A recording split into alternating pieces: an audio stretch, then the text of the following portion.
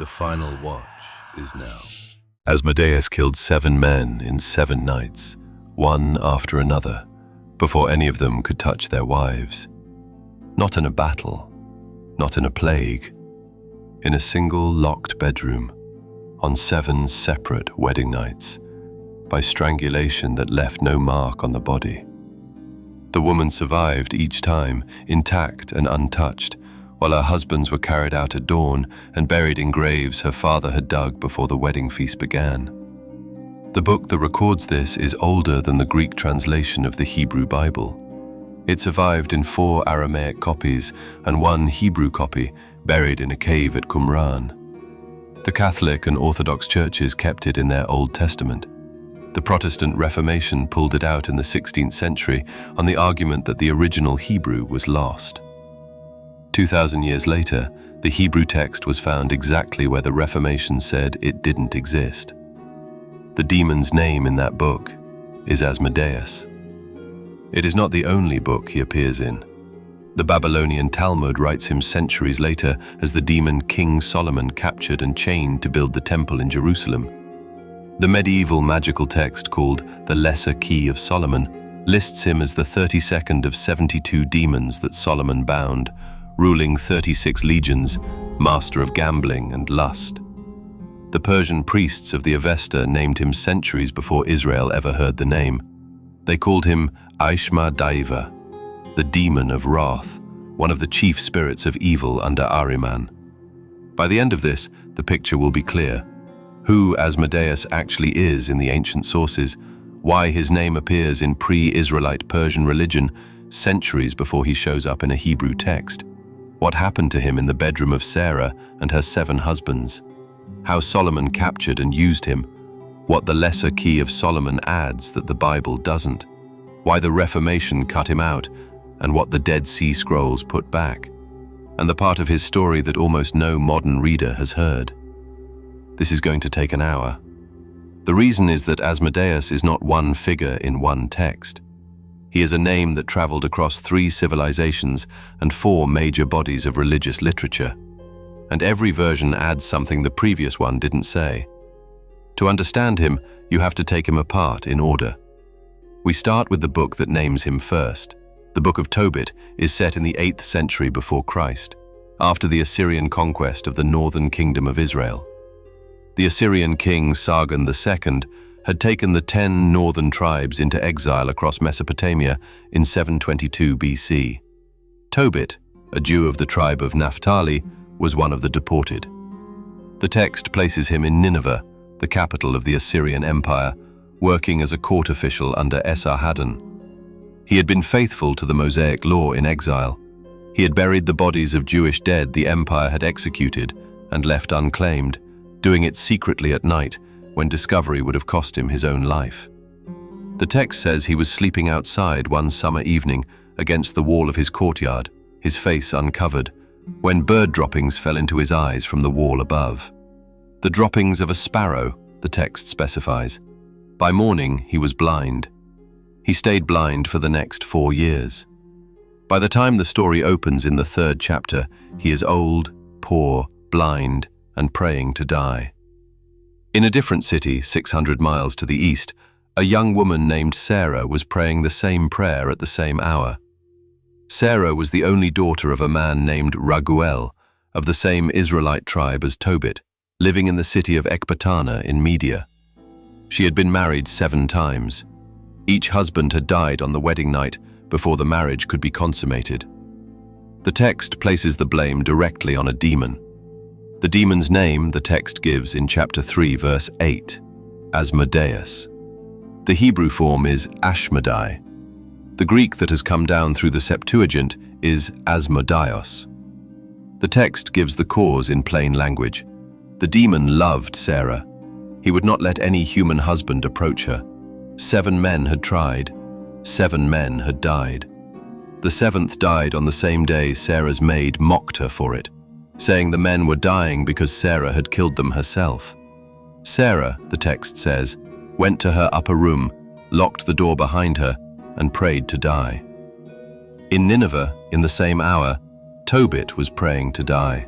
The text says the prayer of both reached the throne of God at the same moment, and the angel Raphael, one of the 7 who stand before the Lord, was sent to answer both. The Hebrew name Raphael means God heals. He is named alongside Michael and Gabriel in the Jewish tradition that develops in the Second Temple period, and his role in this book is explicit. He is the angel of healing. He is the one who will undo what is wrong in both households.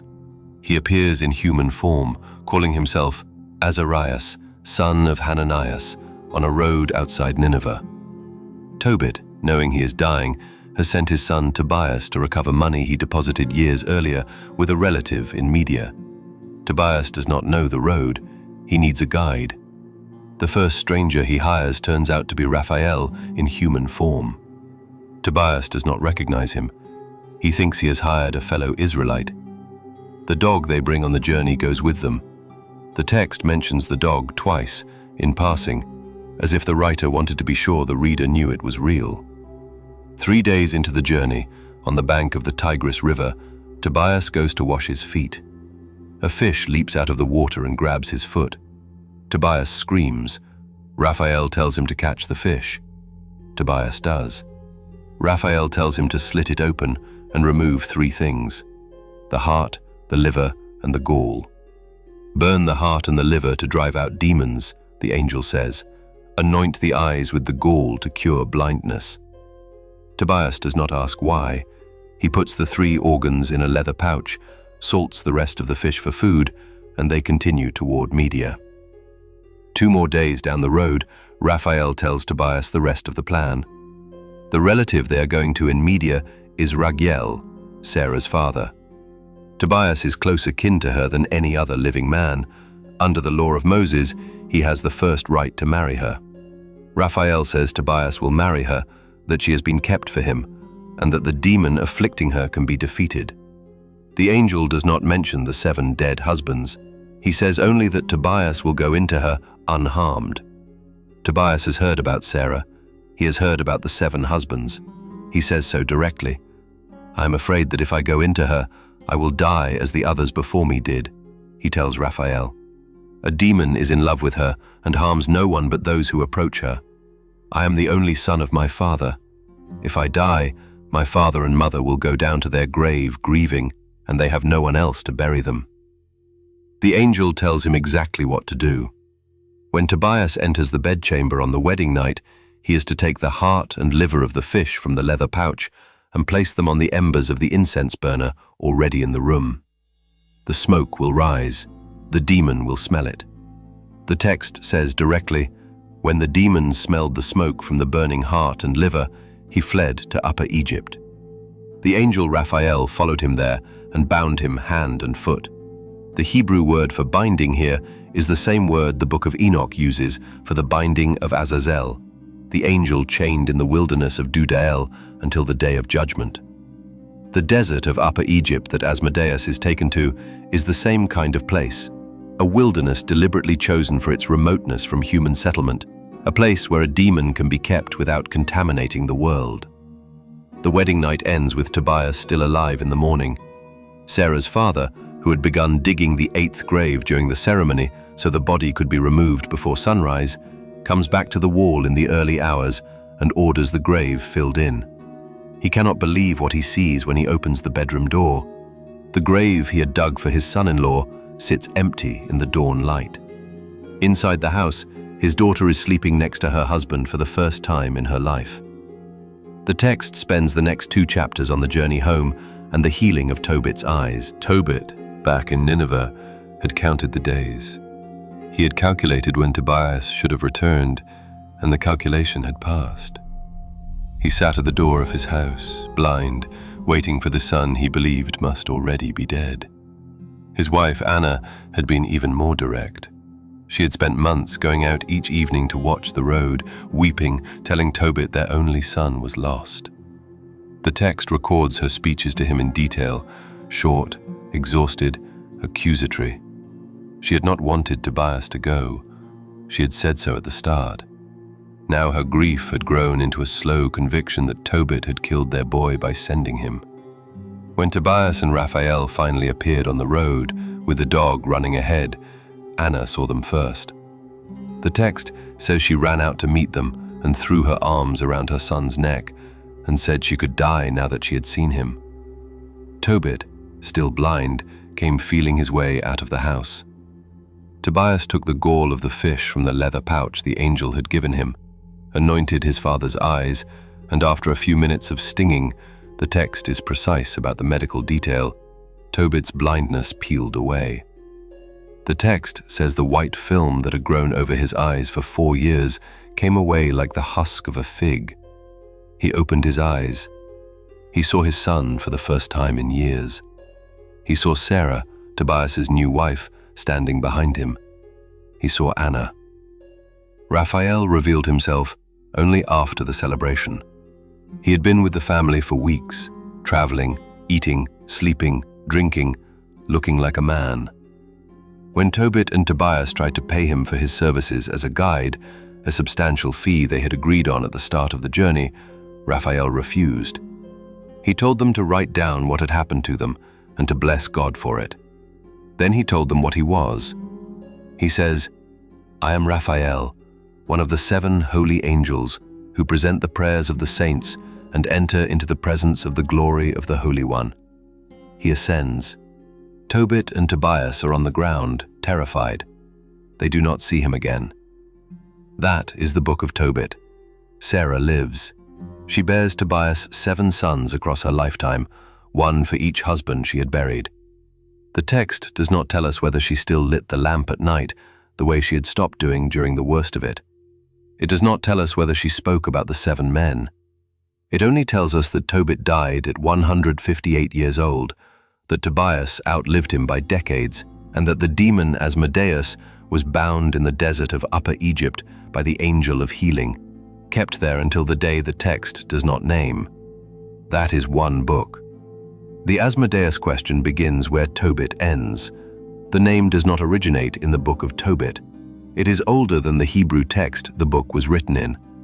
To understand where it came from, the story has to leave Israel and walk east, into the religion of the Persian Empire that conquered Babylon in the 6th century before Christ and let the Jews go home.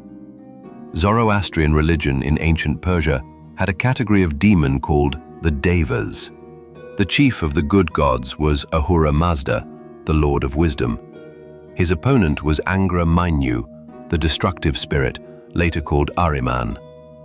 Under Ahriman served 6 chief evil spirits, each opposed to one of the 6 attributes of Ahura Mazda.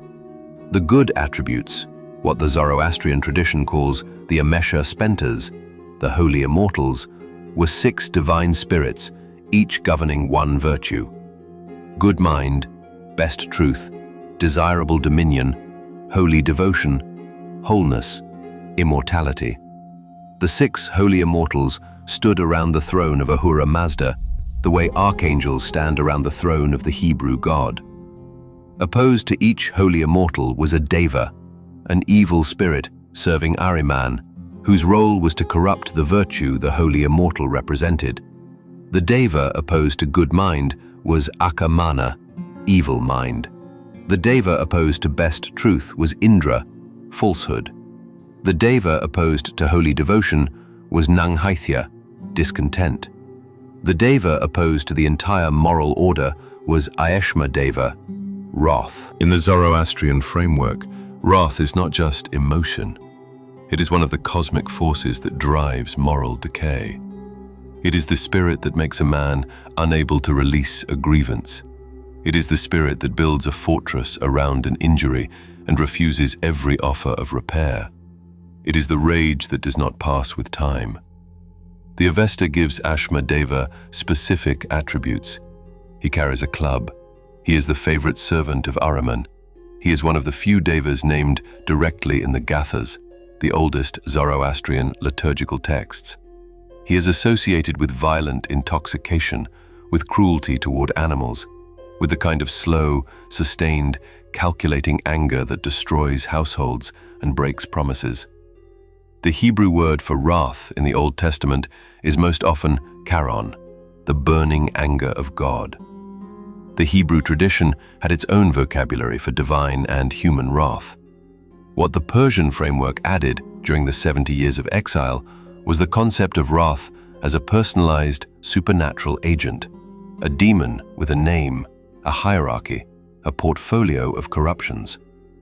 The Hebrew exiles who returned from Babylon to Jerusalem in 538 BC brought the concept back with them.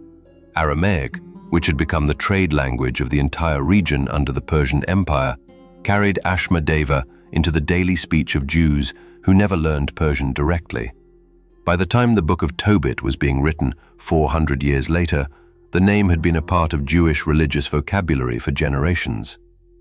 The Jewish exiles in Babylon and Media lived inside this religion for 70 years. From 586 BC to 538 BC, the surviving population of Judah was deported to Mesopotamia. When Cyrus the Great of Persia conquered Babylon and let the Jews return, many had already absorbed elements of Zoroastrian cosmology. The categorization of angels into ranks, the figure of Satan as an adversary, the resurrection of the dead at the end of time, and the binary opposition of light and dark, all of these became more developed in Second Temple Jewish writing than they had been in pre-exilic Hebrew scripture. Many scholars trace the influence directly to Persian Zoroastrian influence during and after the exile. The Jewish exiles in Babylon and Media lived inside this religion for 70 years. From 586 BC to 538 BC, the surviving population of Judah was deported to Mesopotamia. When Cyrus the Great of Persia conquered Babylon and let the Jews return, many had already absorbed elements of Zoroastrian cosmology. The categorization of angels into ranks, the figure of Satan as an adversary, the resurrection of the dead at the end of time, and the binary opposition of light and dark, all of these became more developed in Second Temple Jewish writing than they had been in pre-exilic Hebrew scripture. Many scholars trace the influence directly to Persian Zoroastrian influence during and after the exile. Aeshma-daeva is one of the words that came with them. The Aramaic that Jews used as their common tongue in the post-exilic period took the Persian word Ashma and adapted it as Ashmedai. The Hebrew form is the same, Ashmedai. When the Book of Tobit was written in Aramaic in the 2nd century before Christ, the demon it names is the Persian Aeshma-daeva, translated into a Hebrew narrative framework. The Greek translators a generation later rendered it as Asmodeus. The Latin Vulgate later still kept it as Asmodeus. Every form of the name traces back through Aramaic to the Persian Avesta and the demon of wrath that the Jewish exiles had heard the Zoroastrian priests speak of for 70 years. What this means is that the Asmodeus of the Book of Tobit is not a Hebrew creation. He is older than Hebrew.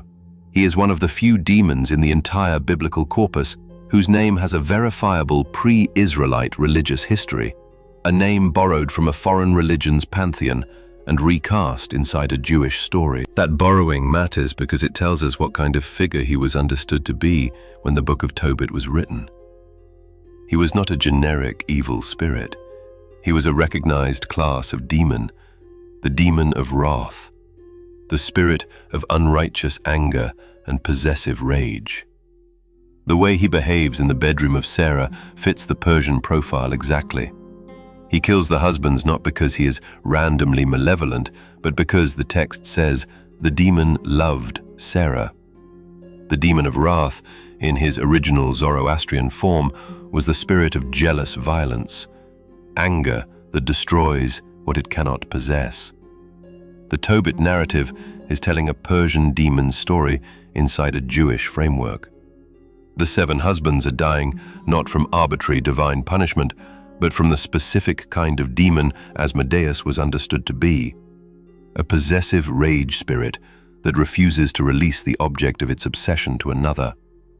This is the layer the Sunday school version cannot reach, because the Sunday school version does not have the Persian source material in hand.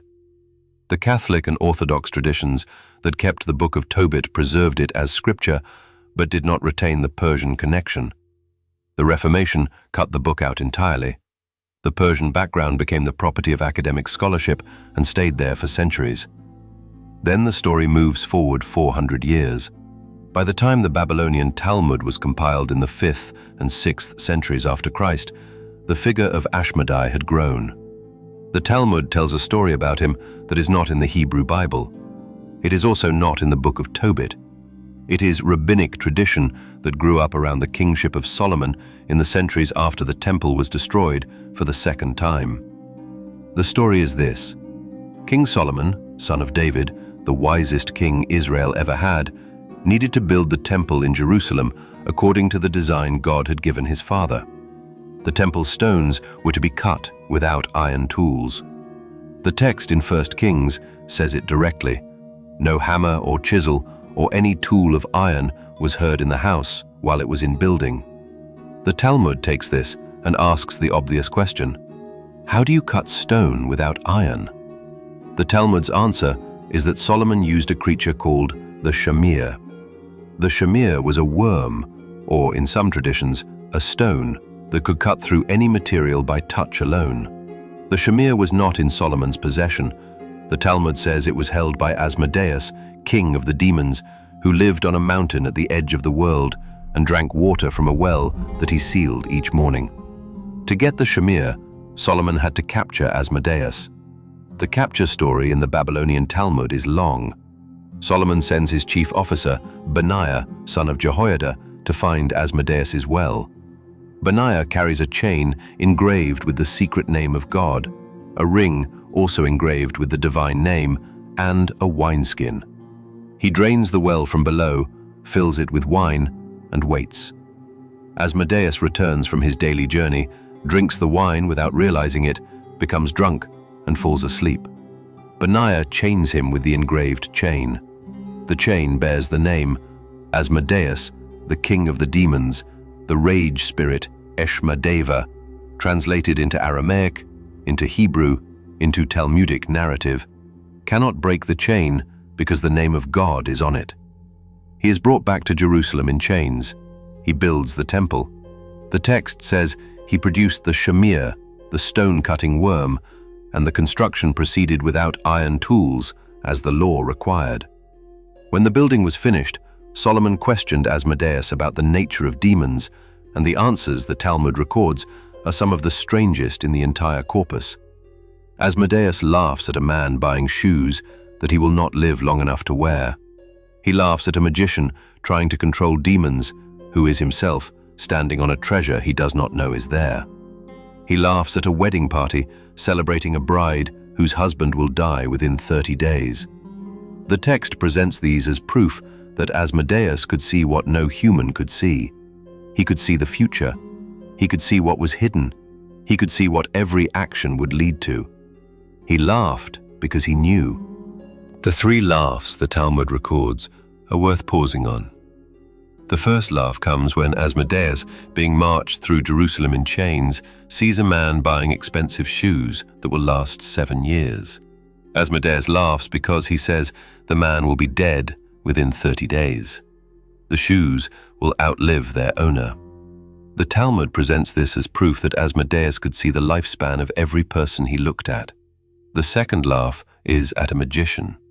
The Talmud says the procession passed a man practicing necromancy, attempting through ritual to bring spirits up from the dead to answer questions about hidden treasure. Asmodeus laughed because the man was, the text says, standing directly on top of a hidden treasure of gold the man did not know was there. The magician was reaching through the dead for what was already under his feet. The text presents the second laugh as Asmodeus mocking the entire enterprise of human attempts at hidden knowledge. What the magician sought, the demon could see at a glance. The third laugh is the heaviest. The Talmud says the procession passed a wedding party in the street. Asmodeus laughed because the bride at the center of the celebration would be a widow within 30 days. The husband she was being given to, the demon said, would not survive the month. The text presents this as a deliberate echo of the Book of Tobit. The demon who killed 7 husbands of one woman is still the demon who can see which marriages will end with the groom in a grave. The wedding party went on celebrating. The procession moved past. The bride did not know the demon in chains in the king's column had looked at her husband and seen the date. The Talmud uses the three laughs to establish what Asmodeus is, a being that sees what no human can see, that mocks both the certainty of the proud and the ignorance of the seeking, that finds the comedy of the universe in the gap between what mortals plan and what is actually about to happen. He is bound, he is in chains, he laughs. When the temple was finished, Solomon kept Asmodeus chained in the palace, asking him questions. One day, the Talmud says, Asmodeus asked Solomon a question of his own. What did the chain that bound him actually do? And what was Solomon's ring really for? Solomon, in a moment of pride that the Talmud presents as his great mistake, took the chain off Asmodeus for a moment to show him. He gave Asmodeus the ring to hold. Asmodeus immediately threw the ring into the sea and threw Solomon 400 parasangs away, taking the throne for himself, ruling Israel as Solomon's impersonator for the next 3 years. The Talmud says it took Solomon 3 years of wandering as a beggar to reclaim his kingdom. He found the ring in the belly of a fish a fisherman gave him. He returned to Jerusalem, presented the ring to the Sanhedrin, and Asmodeus fled. The Sanhedrin would not believe Solomon was the king at first. The text presents this whole sequence as Solomon's punishment for the pride of unchaining Asmodeus in the first place. The detail the Talmud lingers on is how Solomon proved his identity. The Sanhedrin had been ruled for 3 years by a man they thought was Solomon. That man, Asmodeus in human form, had ordered executions, given judgments, taken wives, lived in the palace, eaten at the king's table. When the real Solomon arrived in beggar's rags, claiming to be the king, the Sanhedrin had already been serving. They did what any council of wise men would do. They sent for Asmodeus, the man they thought was Solomon. He was nowhere to be found. The man on the throne, when summoned, had vanished. Only then did the Sanhedrin begin to suspect what had happened. They tested the beggar at the gate. They asked him questions only the true king would know. The man in rags answered every one. The Talmud presents this whole sequence as a parable about the nature of authority. The king of Israel had been replaced by a demon for 3 years, and the council that governed under him had not noticed. The demon ruled exactly as Solomon had ruled, gave the same kinds of judgments, kept the same court, made decisions the Sanhedrin found reasonable. The terror of the story is that the difference between the wisest king Israel ever had and the king of the demons impersonating him was not visible to the eyes of the men who served them both. The reader is meant to wonder how often the trick has been pulled and how often it has not been noticed. Some traditions read the entire book of Ecclesiastes, written in Solomon's voice but in a register of disillusionment and weariness that does not match his earlier writings, as the post-Asmodeus Solomon, returned and humbled, writing what he had learned in his 3 years as a beggar in the dust. The vanity, the chasing after wind, the weariness of all things under the sun. These are the words of a king who had been replaced and had to fight back. The Talmudic tradition that gives us the Asmodeus capture story also gives us a Solomon whose later writings make different sense in light of what he had survived. That is what the Talmud adds. The figure of Asmodeus in the Talmudic Solomon cycle is the same demon the Book of Tobit named, the rage spirit of Persian Zoroastrian origin, but he has grown into a figure with cosmic power. He is the king of the demons. He holds the Shamir. He sees the future. He survives the chains that bind every other demon. He impersonates the king of Israel and rules in his name. He is no longer simply the obsessive killer in a wedding bedroom. He is the chief antagonist of the wisest king Israel ever had, capable of outthinking him for 3 years. The Talmud does not tell us what happened to Asmodeus after he fled the throne room. The Book of Tobit said he was bound by Raphael in Upper Egypt. The Talmud version has him fleeing Jerusalem. Whether the Talmudic tradition was working from the same demon timeline as Tobit or developing a parallel cycle is a question scholars have not settled. The text simply moves on. Then the story moves forward 1,000 more years. By the medieval period, Asmodeus had crossed out of Jewish tradition and into the body of European magical literature that survives under the name of King Solomon. The earliest of these texts is a Greek work called the Testament of Solomon, written somewhere between the 1st and 5th centuries after Christ, in which Solomon binds 72 demons and uses each one to build the temple. The Testament of Solomon names Asmodeus directly. It describes him as a king of demons with 3 heads, a man, a bull, and a ram, riding a dragon. It says he plots against newlyweds with madness through women, hates water, and was constellated on the Great Bear. The Testament has him bound to draw water for the temple workers, in chains. The Testament of Solomon is the bridge between the rabbinic Asmodeus and the demonological Asmodeus that would dominate European magical thought for the next millennium. Out of the Testament of Solomon came a body of magical texts collected under the name Clavicula Salomonis, the Key of Solomon. The most influential of these is a 17th century compilation called Lemmegeton, or the Lesser Key of Solomon. The Lesser Key contains 5 books. The first book is the Ars Goetia. The Ars Goetia lists 72 demons, each with a sigil, an occult signature, and a description of what the demon can do, what office it holds, how many legions it commands, and how the magician is supposed to bind it. In the Ars Goetia, Asmodeus is the 32nd of the 72 demons. He is described as a king. He has 3 heads, bull, man, and ram, like the Testament said, and the tail of a serpent. He breathes fire. He rides a dragon. He commands 72 legions of demons. His office is teaching geometry, arithmetic, astronomy, and all the handicrafts, but also making men invisible, granting them mastery of gambling and revealing hidden treasures.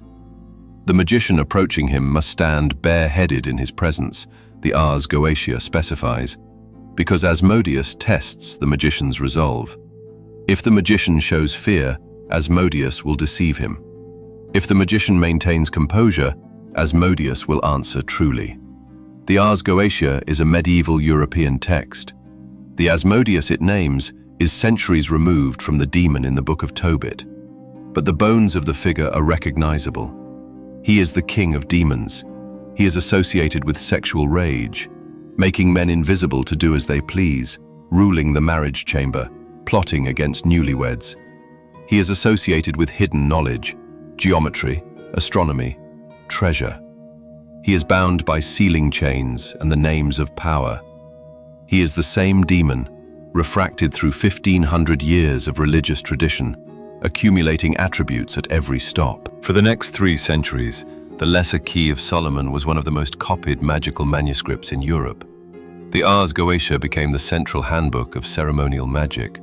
Practitioners as varied as the Tudor magician John Dee, the Victorian occultist Samuel Liddell MacGregor Mathers, the Hermetic Order of the Golden Dawn, and the 20th century occultist Aleister Crowley, all worked with the Goetia and the figure of Asmodeus inside it.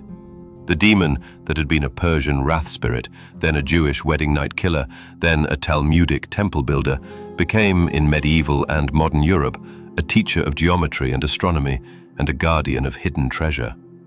The Hermetic background to the Lesser Key is worth naming. The European magical tradition that received Asmodeus from Jewish sources understood itself to be working in a chain that began with Hermes Trismegistus, a figure whose name the Greek world had given to a syncretic deity, combining the Greek Hermes with the Egyptian Thoth. Hermeticism, as the body of literature attributed to Hermes Trismegistus is called, taught that the cosmos was a network of correspondences. Every star had a metal, every metal had a stone, every stone had a plant, every plant had an animal, every animal had a demon, and that the magician's work was to read those correspondences and act on them. Asmodeus, in this framework, was not simply a malevolent spirit. He was the demon associated with the planet Mars in some traditions, the demon associated with the constellation of the Great Bear in others, the demon associated with the geometric truths of measurement and arithmetic in all of them. John Dee, the the Tudor magician who served as advisor to Queen Elizabeth I, kept extensive journals of his angelic and demonic conversations using a system he called Enochian magic. Dee believed he could contact the same angels and demons that Solomon had bound. His journals reference Asmodeus directly, though carefully, because Dee was operating in Elizabethan England, where the line between approved esoteric scholarship and the executable offense of witchcraft was thin. Dee referred to Asmodeus through circumlocutions in his published work and named him directly only in the private journals that were not discovered until after his death. Aleister Crowley, 3 centuries later, brought the Lesser Key of Solomon back into print in 1904 in his edition titled The Goetia of the Lemegeton of King Solomon. Crowley took the Asmodeus of the medieval European magical tradition and integrated him into the system Crowley was building, Thelema, the religion he founded on the principle, "Do what thou wilt shall be the whole of the law." Asmodeus, in Crowley's writing, is no longer simply a demon to be bound. He is one of the named powers a magician confronts on the path to self-mastery. Crowley's framework was less interested in chains than in encounter. Whether one agrees with Crowley's reframing or not, the fact that the figure was still being read, named, and engaged with at the start of the 20th century is the point. The demon Tobit had named in the 2nd century before Christ was still being summoned by name 2,000 years later. In our own era, Asmodeus has continued to appear in the body of magical and occult literature that descends from the Lesser Key. He shows up in modern grimoires, in chaos magic, in the syncretic neo-pagan systems that have grown since the 1960s. He is named, with full historical context, in academic texts on Jewish demonology, in critical editions of the Testament of Solomon, in studies of the Dead Sea Scrolls. He is the most thoroughly attested individual demon in the entire Western religious corpus. There is more historical documentation on Asmodeus than on most of the human figures named alongside him in the same texts. That is the full historical figure. What the Reformation did to him is the next part of the story. When Martin Luther translated the Bible into German in the early 16th century, he organized the Old Testament books according to the Hebrew canon. That is, the books that had been preserved in Hebrew by the rabbinic tradition by the time of Jerome in the 4th century after Christ. The Book of Tobit was not in that Hebrew canon. It existed in Greek, in the Septuagint that the early church had used. It existed in Latin, in Jerome's Vulgate. But Luther argued the Hebrew original had been lost, which meant the book was not strictly canonical in his framework. He moved Tobit, along with Judith, Wisdom, Sirach, 1st and 2nd Maccabees, Baruch, and several other books, into a separate section he called the Apocrypha, useful for reading but not equivalent to scripture. The English translators of the King James Bible in 1611 kept Luther's category. The Apocrypha was printed between the Old and New Testaments.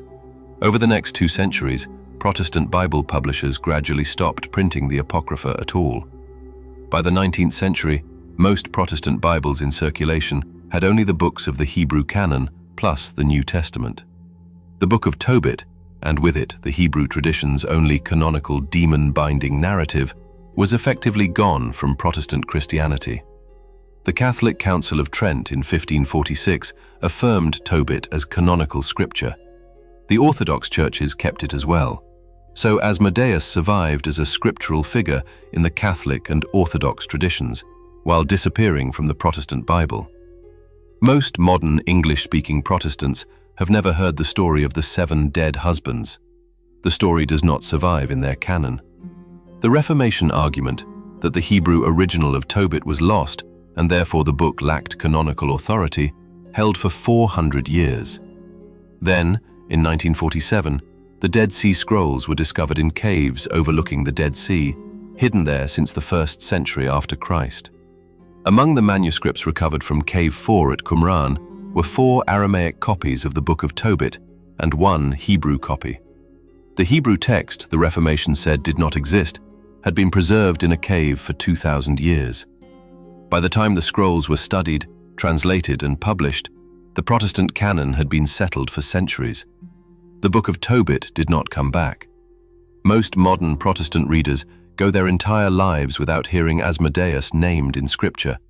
even though the Hebrew text the Reformation said was lost has been sitting in archives since 1947. That is the canonical question. The reason it matters for the figure of Asmodeus is that the binding by Raphael in the wilderness of Upper Egypt, the Tobit ending, is the only canonical resolution of the demon's story in the Hebrew tradition. The Talmudic version ends with Asmodeus fleeing the throne room and disappearing from the narrative. The Testament of Solomon ends with him bound as a temple servant, but says nothing about his ultimate fate. The Lesser Key of Solomon treats him as an actively callable spirit in the magician's working tools. Only the Book of Tobit gives him an ending, bound in the wilderness, kept there by an angel until the day the text does not name. What that day might be, the Book of Tobit does not say. The parallel structure of the Watcher binding in the Book of Enoch, Azazel bound in Dudael until the great day of judgment, suggests that the writer of Tobit understood Asmodeus to be bound for the same length of time, in the same kind of place, for the same kind of reason. The angels who bind demons in the Second Temple Jewish tradition bind them until the end. They do not kill them. The chains hold until the day God himself decides the matter. If the writer of Tobit believed this, and the parallel language strongly suggests he did, then Asmodeus, in the framework of the Book of Tobit, is still bound. He has been bound for somewhere over 2,000 years, kept in the Egyptian wilderness by the same angel of healing who put him there, waiting for the day at the end of time when every demon's chain is examined and answered for. That is the framework Tobit gives. The other traditions add to it, but do not remove it. You have been listening, for the last 45 minutes, to the story of one demon whose name traveled across Persian, Aramaic, Hebrew, Greek, Latin, and Middle English religious literature, accumulating attributes at every stop, surviving canon disputes and Reformation cuts and the silence of 2 millennia, and arriving in your hearing tonight as a figure with depths most of the people who say his name out loud do not know. The reason this matters, beyond the academic question of where a name came from, is that the figure of Asmodeus is one of the clearest examples in the entire biblical and post-biblical corpus of how religious literature actually works. Demons in this tradition are not invented out of nothing. They are received, they are translated, they are recast, they are accumulated. The Asmodeus of the Book of Tobit is not the same as the Asmodeus of the Talmud, who is not the same as the Asmodeus of the Lesser Key of Solomon, but they are all the same demon, different generations of the same name carrying different load. What the figure does, what every layer of the tradition agrees he does, is take possession of what is not his. The 7 husbands of Sarah were taken because Asmodeus had decided Sarah was his. The throne of Solomon was taken because Asmodeus, given a chance, took what he was capable of taking.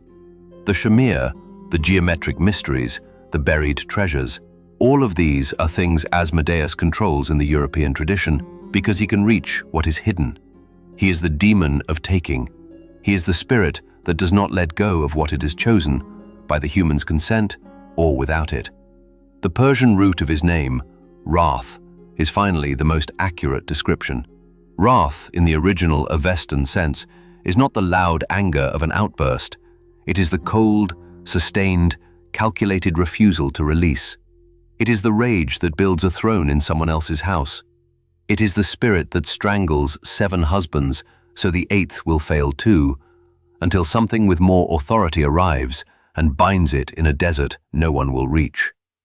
Mary lived long enough to read the Book of Tobit in Greek. So did Joseph. So did every Jewish reader of the Septuagint in the 1st century. The story of Sarah and the 7 husbands and the angel of healing was part of the religious literature available to the household that raised the figure Christianity would later call the Son of God. Whether or not the family kept the book is something the New Testament does not record.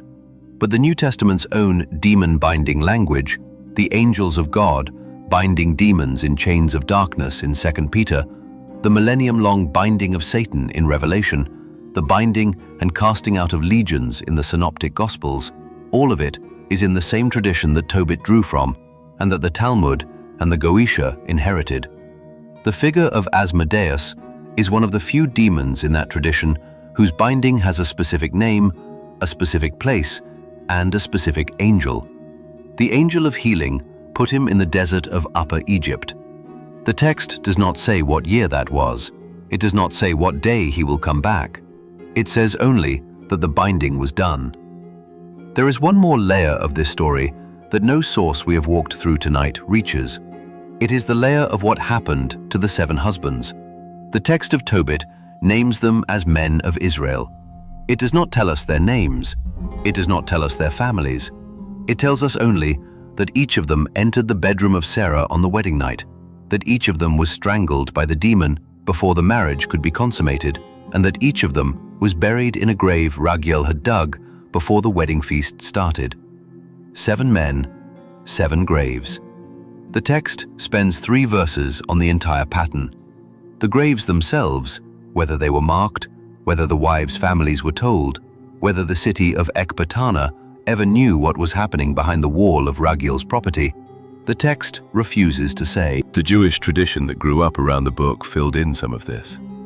Some midrashic sources name the husbands, some name the families. Some have the families coming to claim the bodies in the dawn hours, met by Raphael at the gate with a story he had prepared. The medieval Jewish commentator Rashi mentions the 7 only briefly. The Catholic and Orthodox liturgical tradition prays for the 7 husbands on the feast day of Saint Raphael, September 29th in the Western tradition, November 8th in the Eastern.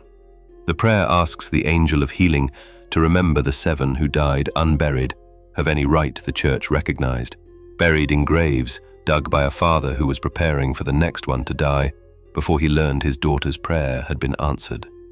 The Book of Tobit does not name them. You have just spent an hour with a demon whose name traveled 4,000 miles and 3,000 years, who killed 7 men in 7 rooms, who built a temple in chains and stole a throne when the chains came off, who taught geometry to ceremonial magicians and answered honestly the magician who stood before him without fear, and who is, according to the only canonical text that ends his story, still bound in the wilderness of Upper Egypt, kept there by an angel until the day no one alive has been told. There is one more thing the tradition adds that we have not reached. It is the story of what kind of being the angels who do the binding actually are. Raphael, who bound Asmodeus, is one of 7 who stand before the throne of God. The other 6 are named in different sources, sometimes overlapping, sometimes contradicting. Michael, Gabriel, Uriel, Salathiel, Jegudiel, Barachiel. The lists do not all agree. Among them, Raphael is consistently the one of healing. The Hebrew name Raphael is built from 2 roots, Rapha, meaning to heal, and El, meaning God. God heals. The Book of Tobit makes the meaning explicit. Raphael is the angel sent in response to 2 healing prayers. The angel whose presence on a road in Media is the answer to a blind man's prayer in Nineveh and a haunted bride's prayer in Ecbatana at the same hour. He is the agent of repair in the supernatural order. The Book of Enoch, written in the same Second Temple period as Tobit, names Raphael alongside Michael, Gabriel, and Uriel as one of the 4 archangels who stand at the 4 corners of the throne of God. The same Book of Enoch describes Raphael's role in the binding of Azazel, the chief of the fallen watchers. The text says, "The Lord said to Raphael, 'Bind Azazel hand and foot and cast him into the darkness. Make an opening in the desert of Dudael and cast him therein, and place on him rough and jagged rocks, and cover him with darkness, and let him abide there forever.'" The language is almost word for word identical to what the Book of Tobit says Raphael did to Asmodeus 3 chapters before the Book of Tobit was written. Bound him hand and foot, took him to a desert at the edge of the inhabited world, left him there. That parallel is not accidental. The Jewish tradition of the late Second Temple period assigned to Raphael a specific dual office. He was the angel of healing for humans and the angel of binding for demons. The 2 offices are the same office. To heal a sick person, you remove what is afflicting them. To deal with a demon afflicting the world, you remove him from access. In both cases, the angel of healing acts by separating the affliction from its target. The same hand that opens the blind eye is the hand that closes the chain on the throat of the demon. They are not two opposed actions. They are the same action applied to two different orders of being. Why this matters for the figure of Asmodeus is that the binding by Raphael is not an act of warfare. It is an act of medicine. The desert of Upper Egypt, where Asmodeus is bound, is not a prison cell. It is a quarantine. The chains are not punishment. They are containment. The tradition is not saying Raphael won a battle against Asmodeus. The tradition is saying Raphael removed Asmodeus from contact with the world, the way a doctor removes a tumor, not destroying it necessarily, but separating it from the patient until something larger than the doctor can address the disease at its root. The day the Book of Tobit does not name, the day when the chain on Asmodeus might be examined and answered for, is in the Jewish apocalyptic tradition the day of the Lord, the day of judgment, the day at the end of history when every binding is unbound and every demon is brought before the throne to give account. Raphael holds the chain until that day. He is not the executioner. He is the healer who is keeping the world clean while the trial is being prepared. That is the part the tradition leaves us with. The figure of Raphael, the angel of healing, the binder of Asmodeus, the answer to two prayers in two cities 600 miles apart, the unrecognized companion on a 3-day road. That story, what Raphael is, why he is, what the binding of demons by an angel of healing means inside the larger Jewish and Christian cosmology, is the story we have not told tonight. It is the next layer. It is what would have to come after this hour if there is to be a next hour. But that is a different story.